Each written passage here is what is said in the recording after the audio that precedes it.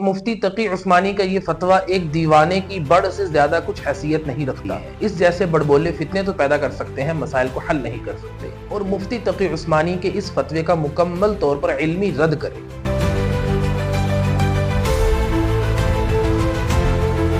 چلو مان لیا کہ مفتی تقی عثمانی صاحب نے مظلوم عرب مسلمانوں کے حق میں جو فتویٰ دیا ہے وہ درست نہیں۔ چھوٹے مرزا کو اس پر بہت تحفظات ہیں۔ وہ سمجھتا ہے کہ مفتی تقی عثمانی کا یہ فتویٰ ایک دیوانے کی بڑ سے زیادہ کچھ حیثیت نہیں رکھتا۔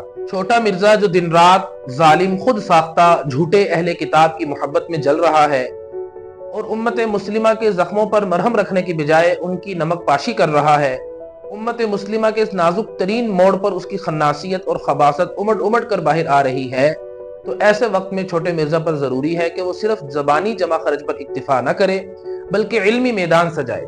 جیسا کہ اس کا منافقانہ دعویٰ بھی یہی ہے کہ میں ہوں مسلم علمی کتابی، تو وہ ہمت کرے اور مفتی تقی عثمانی کے اس فتوے کا مکمل طور پر علمی رد کرے۔ ایسے وقت میں امت مسلمہ کے لیے کیا لائحہ عمل ہونا چاہیے، قرآن اور بخاری مسلم سے واضح کرے۔ مسلمانوں کی مدد کے متعلق نبی کریم صلی اللہ علیہ وسلم اور صحابہ کرام رضوان اللہ علیہم اجمعین کا طرز عمل کیا رہا ہے، ہمت کرے اور حوالہ جات کے ساتھ قوم کی رہنمائی کرے۔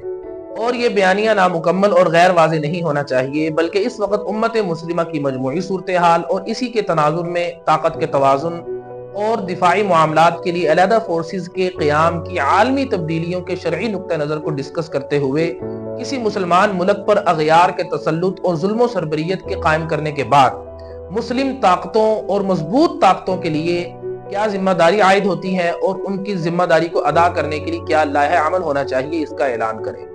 میں سمجھتا ہوں کہ یہ سوال چھوٹے مرزا کے لیے ایک چیلنج کی حیثیت رکھتا ہے اور ٹائم قیامت تک کے لیے ہے۔ اس جیسے بڑبولے فتنے تو پیدا کر سکتے ہیں، مسائل کو حل نہیں کر سکتے۔ میں مرزا کے پاگل شاگردوں سے بھی یہی سوال کرتا ہوں کہ وہ اپنے صاحب تک اس سوال کو پہنچائیں اور اس کا صحیح قرآن و حدیث کی روشنی میں جواب حاصل کر کے ہمیں بتائیں۔